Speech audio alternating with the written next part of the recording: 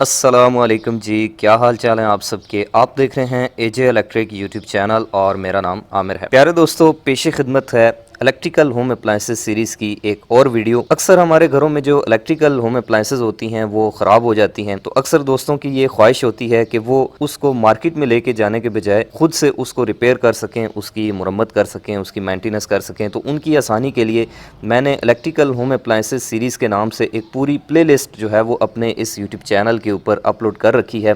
तो आज उसी सिलसिले की एक कड़ी है जनाब, स्टीम आयरन, यानी कि जो भाप वाली इस्त्री होती है जिसको हम स्टीम आयरन कहते हैं। तो अक्सर इसके अंदर एक प्रॉब्लम आ जाती है कि ये ख़राब हो जाती है, और जब आप इसको मार्केट में लेके जाते हैं या फिर किसी इलेक्ट्रिकल की दुकान के ऊपर जहाँ पर चीज़ों की रिपेयरिंग की जाती है, तो उनको भी अक्सर इसकी जो साइंस होती है या फिर इसको खोलने का जो तरीक़ाकार होता है या फिर जो इसके अंदर सर्किट लगा होता है उसकी समझ नहीं आती। तो बाद दोस्तों के लिए ये परेशानी बन जाती है कि आखिर इसको कैसे रिपेयर किया जाए या फिर इसके फॉल्ट को कैसे ट्रेस किया जाए। और इसके अलावा बाकी तमाम इस्त्रियों की तरह इस इस्त्री के अंदर, इस स्टीम आयरन के अंदर भी जो है वो बिल्कुल वैसे ही बायोमेटालिक स्ट्रिप होती है, इसके अंदर भी एलिमेंट होता है। लेकिन वो तमाम चीज़ें ख़राब होने से पहले इसके अंदर एक चोर स्विच, एक छोटी सी चीज़ जो है वो इंस्टॉल की जाती है, लगाई जाती है, जो कि सबसे पहले ख़राब होती है। तो हर स्टीम आयरन के ख़राब होने की सबसे बड़ी और मेन वजह वही एक चोर स्विच है। वो एक छोटा सा कंपोनेंट है जो हर स्टीम आयरन के अंदर जो है वो सेफ्टी के लिए लगाया जाता है, ताकि पूरी इस्त्री ख़राब ना हो, सिर्फ वो ख़राब हो जाए।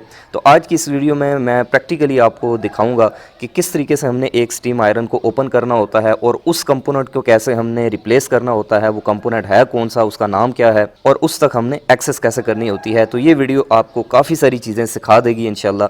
ये वीडियो आपने शुरू से आखिर तक पूरी देखनी है। तो जनाब, जब भी आप स्टीम आयरन को ओपन करने लगते हैं तो इसको ओपन करने के लिए बैक साइड पे आपको यहाँ पर नज़र आ रहा होगा, ये एक छोटा सा इसका स्क्रू लगा होता है। तो जब आप इसको ओपन करने लगते हैं तो फिर आपको रियलाइज़ होता है जनाब कि ये तो नॉर्मल स्क्रू ड्राइवर से तो खुल ही नहीं सकता, क्योंकि इसकी जो शेप है वो आप देखें तो वाई टाइप की है। तो इसको खोलने के लिए आपके पास होना चाहिए जनाब स्टार सेट। स्टार सेट आपको पता है कि स्क्रू ड्राइवर्स का एक सेट होता है जिसमें हर तरह के स्क्रू ड्राइवर्स आपके पास अवेलेबल होते हैं।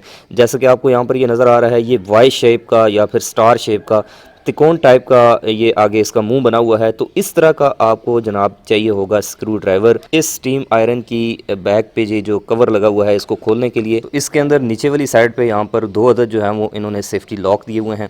तो इनको भी आपने कुछ इस तरीके से जो है वो प्रेस करके, ये जैसे देखें एक सेफ्टी लॉक यहाँ पे है और दूसरा जो है वो इस साइड पे। तो ये देखें इस तरीके से इसको हमने यहाँ से रिमूव कर लेना है जनाब। अच्छा, ये पीछे वाला कवर खोलने के बाद अब उसके बाद दूसरे नंबर पे आपने इसके ऊपर ये जो वाइट वाली ये फ्लिप लगी हुई है, ये वाइट वाला जो इसका कवर है ये हैंडल के ऊपर, इसको अब आपने रिमूव करना है। और ये भी जो है वो कोई स्क्रू की मदद से नहीं खुलता, बल्कि ये आप देखें इस तरह से ये इसके अंदर जो है वो छोटे छोटे लॉक बने हुए हैं।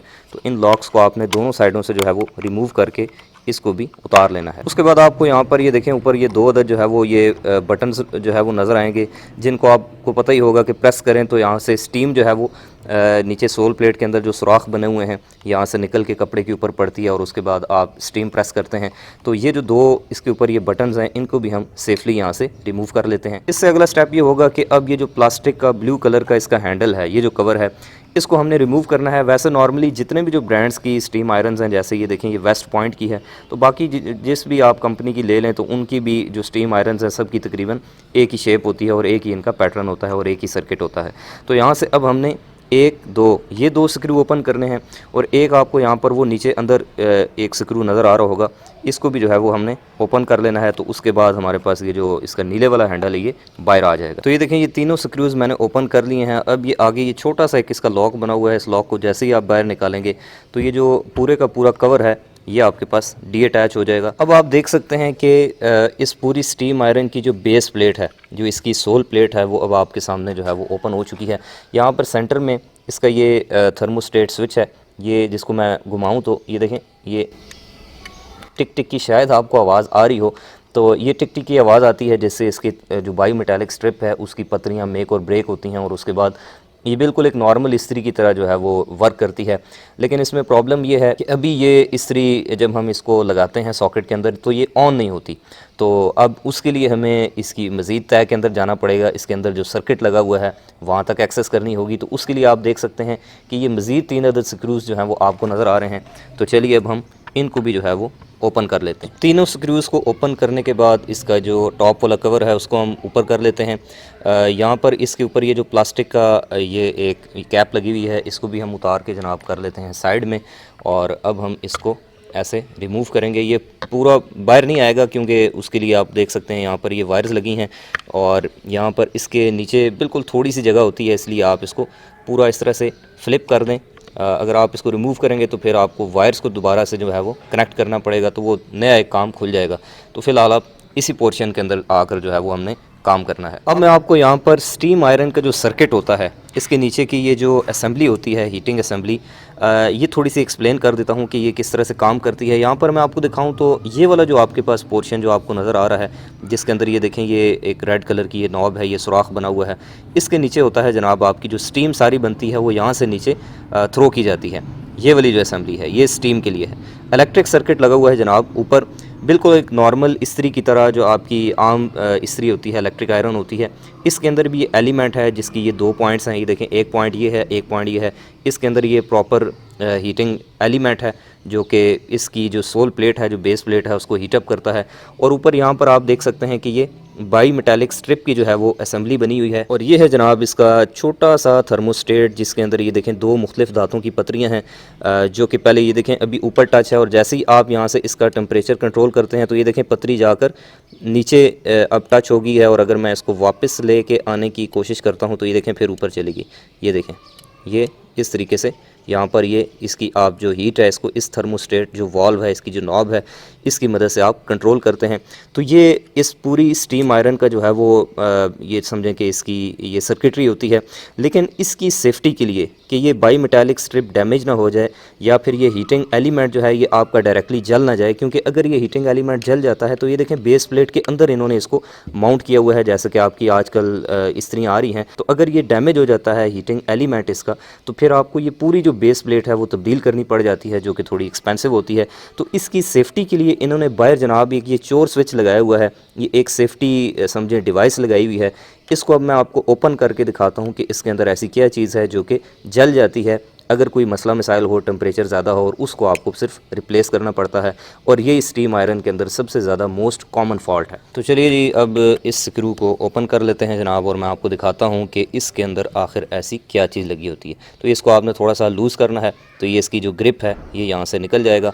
और उसके बाद अब ये इसके ऊपर काफ़ी सारे इन्होंने कपड़े वगैरह चढ़ाए हुए हैं, तो ये जो स्लीव्स हैं इनको हमने करना है साइड पे, ताकि हमें जो है वो अंदर से नज़र आ जाए कि इसके अंदर क्या चीज़ है। अच्छा देखें, जब मैं इसकी ये स्लीव उतारने की कोशिश करता हूँ तो ये देखें यहाँ से अंदर आपको ये एक कंपोनेंट नज़र आता है। ये मैं स्लीव को ज़रा इधर साइड पे कर दूँ। ये देखें इसके यहाँ पर ये जो हीटअप हुआ है, इसके हीटअप होने से ये जो निशान है ये भी आपको यहाँ पर जलने का इसके ऊपर दिखाई दे रहा होगा, जो कि इस बात की अलामत है कि यहाँ पर कोई ना कोई फॉल्ट आया है। तो ये देखें, ये स्लीव हम यहाँ से पूरी वायर भी रिमूव कर सकते हैं, लेकिन फिर से आपको उसको भी सोल्डर करना पड़ जाएगा। तो ये आप देख सकते हैं जनाब के यहाँ पर ये एक लगा हुआ है जी थर्मल फ्यूज़, इसको कहते हैं जी थर्मल फ्यूज़। और ये इसके सीरीज़ में लगाया जाता है एलिमेंट के, और इसका मकसद ये होता है कि अगर आप इस थर्मोस्टेट से अपनी इस्त्री की जो हीट है उसको ज़्यादा सेट कर लेते हैं गलती से, और अगर ये ओवर हीट हो जाता है ये एलिमेंट, और अपनी जो रेटेड कैपेसिटी है उससे हीट ऊपर जाने की कोशिश करती है, तो ये जो थर्मल फ्यूज़ है आपका ये मेल्ट हो जाएगा, अपनी कुर्बानी दे देगा, और उसके बाद आपका जो एलिमेंट है वो सेफ़ हो जाएगा। तो ये जो थर्मल फ्यूज़ है ये बेसिकली काम फ्यूज़ की तरह ही होता है, लेकिन ये टेम्परेचर बेस्ड यानी कि थर्मल बेस्ड फ्यूज़ होता है, जिसकी अपनी एक कंडक्टिविटी रेंज होती है, एक अपनी करंट कैरिंग कैपेसिटी होती है। और इसके अलावा थर्मल फ्यूज़ की जो रेटिंग होती है जनाब, वो होती है हमेशा डिग्री सेंटीग्रेड के अंदर। मिसाल के तौर पर अब मैं आपको यहाँ पर दिखाऊँ तो जो इस इस्त्री के अंदर ऑलरेडी अभी फ्यूज़ लगाया गया है वो है जी 192 डिग्री सेंटीग्रेड का, और बिल्कुल उसके साथ का मेरे हाथ में इस वक्त ये जैसे आप देख सकते हैं 192 डिग्री सेंटीग्रेड इसके ऊपर लिखा हुआ है जी टेम्परेचर, 10 एम्पेयर इसकी करंट है, और 250 वोल्ट के ऊपर ये ऑपरेट होता है। लेकिन प्रॉब्लम ये है कि ये जो स्टीम आयरन है इसके साथ जो कंपनी फिटेड फ्यूज़ आता है, थर्मल फ्यूज़, जो इसकी रेटेड कैपेसिटी है वो है जी 240 डिग्री सेंटीग्रेड, यानी कि यहाँ पर फ्यूज़ लगना चाहिए 240 डिग्री सेंटीग्रेड का, लेकिन पहले यहाँ पर लगा हुआ है जी, क्योंकि पहले जब ये रिप्लेस हुआ है या फिर रिपेयर हुई है तो इसके अंदर 192 डिग्री सेंटीग्रेड का थर्मल फ्यूज़ लगाया गया है, जो कि अपनी रेटेड कैपेसिटी से कम था। तो ये बहुत जल्दी जो है कम टेम्परेचर के ऊपर ही मेल्ट हो गया है। और अगर मैं आपको इसकी कंडक्टिविटी यानी कि कंटिन्यूटी चेक कराऊँ मीटर के ज़रिए, तो अभी देखें मैं आपको दिखाता हूँ जनाब। इसको हम रखते हैं कंटिन्यूटी वाले ऑप्शन के ऊपर, और ये देखें मैं इसको ऐसे टच करता हूँ तो ये देखें बीप की आवाज़ भी आपको सुनाई दे रही है। 0 आए तो इसका मतलब है कि ये चीज़ अंदर से शॉर्ट है। तो अब इसको अंदर से क्लोज़ होना चाहिए, लेकिन मैं अब आपको यहाँ पर ऐसे चेक कराऊँ तो ये देखें कोई भी आपको यहाँ पर बीप की आवाज़ सुनाई नहीं दे रही, ना ही रीडिंग आ रही है। तो इसका मतलब है कि हमारा ये जो फ्यूज़ है जनाब, ये अंदर से ओपन हो चुका है, ये ख़राब हो चुका है। और अब हम इसको रिप्लेस करेंगे बिल्कुल सही रेटिंग वाले एक थर्मल फ्यूज़ के साथ, जो कि इस वक्त आपको मेरे हाथ में जनाब इस वक्त दिखाई दे रहा है। और इसका जो ऑपरेटिंग टेम्परेचर है वो अगर मैं आपको गौर से दिखा सकूं तो आप देख सकते हैं जी, लिखा हुआ है 240 डिग्री सेंटीग्रेड। करंट इसकी भी 10 एम्पेयर है, 250 वोल्ट पे ये ऑपरेटेड है। लेकिन इसकी जो थर्मल कंडक्टिविटी की जो रेंज है, जो टेम्परेचर है वो 240 डिग्री सेंटीग्रेड है। तो ये वाला जो थर्मल फ्यूज़ है ये बतौर चोर स्विच या फिर आप कह लें कि सेफ्टी डिवाइस के तौर पर इन स्टीम आयरन्स के अंदर जो है वो लगाया जाता है इस प्लेस के ऊपर। बाद औक़ात ऐसा भी होता है कि जब आप स्टीम आयरन की रिपेयरिंग करवाने के लिए इनको इलेक्ट्रिकल शॉप्स के ऊपर, जो रिपेयरिंग शॉप्स होती हैं, उनके पास लेके जाते हैं, और जब वो इसको खोलते हैं तो उनको ये नहीं समझ आ रही होती कि ये आखिर चीज़ क्या लगी हुई है। तो कभी वो इसको रजिस्टर समझ रहे होते हैं, कभी इसको कैपेसिटर कह रहे होते हैं। तो ये है जनाब थर्मल फ्यूज़। आइंदा जब आप इसको देखें तो आपको समझ आ जानी चाहिए कि ये क्या चीज़ है। इसको कहते हैं जी थर्मल फ्यूज़। और एक जो सही थर्मल फ्यूज़ होता है, नॉर्मल थर्मल फ्यूज़ होता है, उसकी कनेक्टिविटी चेक करने का तरीका ये है। अब जैसे देखें मैंने आपको ख़राब वाला मीटर के थ्रू चेक करके दिखाया तो इसके ऊपर कोई बीप जो है वो नहीं बजी थी। लेकिन अगर मैं आपको इस सही वाले को चेक करके दिखाऊँ तो ये देखें यहाँ पर ये 0 वैल्यू आ रही है और साथ में बीप बज रही है। तो इसका मतलब है कि ये वाला जो फ्यूज़ है ये हमारा बिल्कुल ठीक है। लेकिन इस इस्त्री के अंदर प्रॉब्लम ये थी कि यहाँ पर जो थर्मल फ्यूज़ था ये गलत रेटिंग का लगाया गया था, 192 डिग्री सेंटीग्रेड का लगाया गया था, जो कि जल्दी ही मेल्ट हो गया, अपनी उम्र पूरी कर गया। तो इसकी जगह अब हमने लगाना है जनाब 240 डिग्री सेंटीग्रेड वाला जो थर्मल फ्यूज़ है। और उसके लिए हम यूँ करेंगे कि सोल्डरिंग आयरन की मदद से ये जो इसके दोनों पॉइंट्स हैं इनको डीसोल्ड कर देंगे, इसको रिमूव करेंगे, और उसकी जगह ये जो नया अपना 240 डिग्री सेंटीग्रेड वाला जो थर्मल फ्यूज़ है इसको रिप्लेस कर देंगे। जी जनाब, तो आप देख सकते हैं कि मैंने जो पुराना 192 डिग्री सेंटीग्रेड वाला थर्मल फ्यूज़ था जो कि अंदर से ओपन हो चुका था, उसको रिमूव करके डीसोल्ड करके उसकी जगह पे ये नया 240 डिग्री सेंटीग्रेड वाला जो थर्मल फ्यूज़ है वो लगा दिया है। इसको दोनों साइड से सोल्डरिंग कर दी है। अब मैं यूँ करता हूँ कि दोबारा से इसके ऊपर जो है वो जिस तरह से पहले इसके ऊपर ये स्लीव्स चढ़ी हुई थी, ये जो 2 कवर्स हैं, क्योंकि ज़ाहिर है आपको पता है इसमें टेम्परेचर बहुत ज़्यादा होता है स्टीम आयरन में, तो इसलिए ऊपर ये जो थर्मल स्लीव्स हैं हीट प्रूफ, ये चढ़ाई जाती हैं। तो ये उसी तरह से चढ़ा कर उसके बाद इसको दोबारा से मैं इसी पॉइंट के ऊपर टाइट करके फिर आपको इस्त्री को जो है वो ऑन करा के चेक कराता हूँ कि अब ये हीटअप हो रही है या फिर नहीं। तो चलिए अब मैं यूँ करता हूँ कि मैं इस इस्त्री को दोबारा से जिस तरह से हमने खोला था उसी तरीके से बंद करके उसके बाद इसको ऑन करके आपको दिखाता हूँ कि अब फाइनली इस्त्री ठीक हो चुकी है। अब इस स्टीम आयरन को ऑन करके टेस्ट कर लेते हैं कि ये ऑन होती है या नहीं। इसको मैं थोड़ा सा यहाँ पे रख लेता हूँ, और अब जैसे ही मैं इसका स्विच ऑन करता हूँ तो आप देख सकते हैं जनाब कि हमारी जो स्टीम आयरन है वो ऑन हो चुकी है।